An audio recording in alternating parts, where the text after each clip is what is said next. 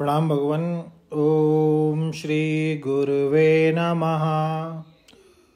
ओम अखंडानंद बोधाय शिष्य संताप हारिणे सच्चिदानंद रूपाय रामाय गुरुवे नमः। ओम शांति शांति शांति। ओम। छांदोग्य बद्रनायक एक दृष्टि में द्वारा स्वामी अखंडानंद सरस्वती जी महाराज द्वारा भगवान स्वामी जी ग्रंथ को समअप कर रहे थे और हमने पिछले एपिसोड में श्वेत केतु आर्यनों के संवाद और नारद तथा सनत कुमार के संवाद को समअप किया। अब प्रजापति और इंद्र तथा विरोचन के संवाद को समापन की तरफ करते हुए स्वामी जी कहते हैं कि सबसे अद्भुत है दक्षिणाक्षी पुरुष विद्या। पहली सद्विद्या है, दूसरी आनंद विद्या है और तीसरी चिद विद्या है। प्रजापति ने इंद्र को इसी का उपदेश किया है। इंद्र विरोचन की जिज्ञासा परम ऐश्वर्य एवं परम स्वातंत्र की प्राप्ति के लिए उदय हुई। वे सत्य संकल्प सत्यकाम होने के लिए प्रजापति के पास आए थे। वे समझते थे कि यदि हमें ज्ञान हो जाएगा तो हम स्वच्छंद उन्मुक्त जीवन व्यतीत कर सकेंगे। पाप जरा मृत्यु भय शोक हमें नहीं व्यापेंगे। प्रजापति का लोक ब्रह्मलोक है। देवता इंद्र और दैत्य विरोचन दोनों ही उनकी संतान हैं। विरोचन में अपने पूर्व ऐश्वर्य भोग सुख के लिए उत्सुकता थी। वह ठीक ठीक तत्व ज्ञान प्राप्त किए बिना ही देह अभिमानी होकर लौट गया। परंतु इंद्र ने धीर गंभीर रहकर ब्रह्मचर्य का पालन के द्वारा 32 बरस में जागृत पुरुष को, 32 बरस में स्वप्न पुरुष को एवं 32 वर्ष में सुषुप्त पुरुष को समझा।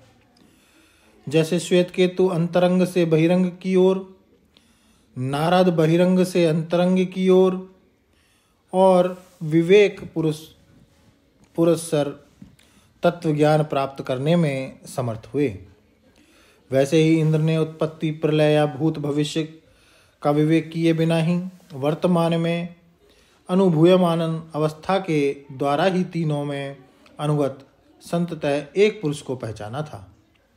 जागृत सृष्टि समष्टि है, स्वप्न सृष्टि भी समष्टि ही है। सुषुप्ति में दोनों का बीज है, परंतु दोनों का भान नहीं होता। पुरुष एक ही चेतन है, वही दक्षिणाक्षी द्वारा उपलक्षित है। विचार करके देखो तो ज्ञात होगा कि अत्यंत अबाध्य होने के कारण चिद वस्तु ही सत है।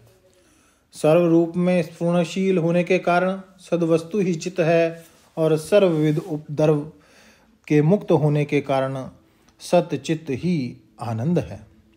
यदि यह सच्चिदानंद से आत्मा से अभिन्न नहीं होंगे तो इनका अपरोक्ष साक्षात्कार कभी नहीं हो सकेगा। परोक्ष ही रह जाएंगे, केवल कल्पना मात्र ही होंगे। यदि सच्चिदानंद से आत्मा अभिन्न नहीं होगा तो वह असत्य जड़ और दुख रूप ही होगा। आत्मा का मिथ्या होना या जड़ होना सर्वथा अनुभव विरुद्ध है। इसकी परम प्रेमास्पदता भी अनुभव गोचर है। अतएव यह परमानंद है। कभी कोई यह अनुभव नहीं कर सकता कि मैं नहीं हूँ, मैं अज्ञान हूँ या मैं अप्रिय हूँ। अनुभव की कक्षा में ये तीनों बातें कभी आरूढ़ नहीं हो सकती। देश काल का आदि अंत ब्रह्म रूप में सर्वदा ज्ञात ही रहेगा।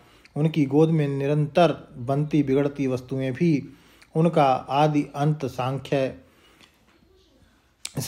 संख्या भी अज्ञात ही रहेगी। यह सारी सृष्टि अपने स्वरूप के अज्ञान से ही पृथक सत्य के रूप में प्रतीत हो रही है। आत्मा अद्वितीय है, ब्रह्म है। यही अमृत मृत्यु और उसके कल्पना से मुक्त है, क्योंकि इसका कभी अभाव न था, न है, न होगा। इसके अभाव को कल्पना ही हो सकती है, अनुभव नहीं। यह अभय है। जब दूसरा कोई है ही नहीं, दूसरा कुछ है ही नहीं, तब भय किससे? यह आत्मा ही ब्रह्म है। एतद ब्रह्म। प्रजापति के उपदेश से इंद्र का ज्ञान दूर हो गया और वह ऐश्वर्य अनैश्वर्य, जागृत सुषुप्ति, कर्म अकर्म, सृष्टि प्रलय में एक रस हो गया। अब किसी भी अवस्था स्थिति वस्तुओं के गमन आगमन, क्रिया विक्रिया, फलाफल में वह अपने स्वरूप को प्रच्युत नहीं हो सकता। इन तीनों आख्यायिकाओं से ब्रह्म विद्या का निरुत्तर एवं निरतिशय उत्कर्ष सिद्ध होता है। इस प्रकार भगवान ये बृहदारण्यक और छांदोग्य की दृष्टि में यहाँ समाप्त होती है। भगवान ओम शांति शांति शांति। प्रणाम भगवान।